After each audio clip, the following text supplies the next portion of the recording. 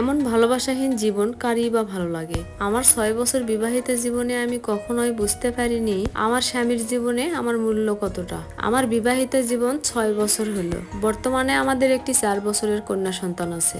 আমার স্বামী ইন্সপেক্টর পদে চাকরি করে। আগে আমরা একসাথে থাকলেও গত ১ বছরের নতুন পোস্টিং এর জন্য আমি আলাদা থাকি। আমি আমার শ্বশুর বাড়িতে থাকি আর ও বাইরে থাকে। ৬ বছর বিবাহিত জীবনে আমি কখনোই বুঝতে পারিনি আমার স্বামীর জীবনে আসলে আমার মূল্য কতটা। তবে কোনোদিনও সে কোনো কিছুর অভাব দেয়নি। যখন যা প্রয়োজন তাই দিয়েছে। আমার শখের জিনিস কোনো কিছু কিনলে কোনোদিনও সে হিসাব নেয়, আর হিসাব নিবেই বা কেন। পারিবারিক আর্থিক অবস্থা বেশ ভালো এবং নিজেও সে ভালো চাকরি করে। কখনো গায়ে হাত তোলা বা উঁচু গলায় কখনো কথা বলেনি। যথেষ্ট শিক্ষিত, ভদ্র এবং মার্জিত লোক।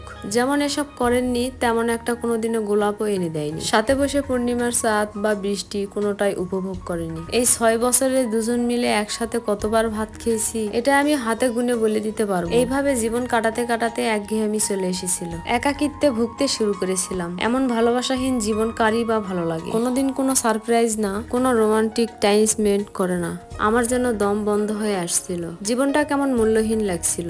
একদিন সে নাইট ডিউটির সময় রাত ১টার সময় ফোন দিয়ে বলল রাস্তায় নাকি চেকিং চলছে।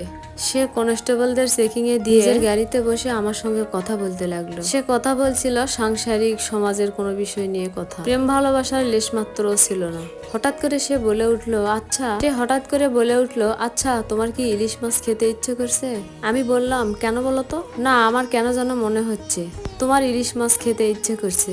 যদিও ইলিশ আমার খুবই প্রিয় একটা মাছ, তারপরেও আমি বললাম না, খেতে ইচ্ছে করছে না। এর মধ্যেই ভোর হতে শুরু করলো। প্রায় ৪টা বাজে। সে আমাকে বলল তুমি এবার একটু ঘুমাও, আমার ডিউটি শেষ হয়ে যাবে। জিজ্ঞেস করলো তুমি কয়টা পর্যন্ত ঘুমাবে? আমার শ্বশুর শাশুড়ি খুব ভালো। আমি ঘুম থেকে দেরিতে উঠলেও উনি আমাকে ডাকেন না। আমার মেয়েকে ব্রাশ করিয়ে খাইয়ে টিউশন পড়াতে নিয়ে যান, আর সকালের খাবারটা তিনি নিজেই বানিয়ে নেন। এই জন্যই আমি ওকে বলি আমি ৯টার দিকে উঠবো। পরে কল কেটে আমি ঘুমিয়ে পড়ি। পরে আমি স্বপ্ন দেখতে থাকি আমার মেয়েটা তার বাবাকে ডাকছে। আর কিছুক্ষণ পরে আমি শুনতে পাই কি গো ওঠো, আর কতক্ষণ ঘুমাবে? ১৫০ কিলোমিটার পথ আমি না ঘুমিয়ে এত কষ্ট করে চলে আসলাম, আর তুমি এখনো ঘুমিয়ে আসো, ওঠো না তাড়াতাড়ি। স্বপ্ন দেখিয়ে ঘুম ভেঙে যাবে এমন কাঁচা ঘুম আমার না। একটা শব্দ হলো আর আমি ঘুম থেকে লাফিয়ে উঠলাম। আমি তাকিয়ে দেখি আমার স্বামী আমার সামনে দাঁড়িয়ে আছে। তার হাতে দুটো বড় সাইজের ইলিশ মাছ, এক একটা প্রায় ২ কেজি ওজনের হবে। আমার স্বামীর কাছ থেকে পাওয়া আমার জীবনের প্রথম সারপ্রাইজ। আজ আমার দীর্ঘ ৬ বছরের ভুল ধারণার অবসান হলো। সে আমাকে বলল তুমি হয়তো জানো না প্রিয়া, আমার পুরো জীবন জুড়ে শুধুই তুমি।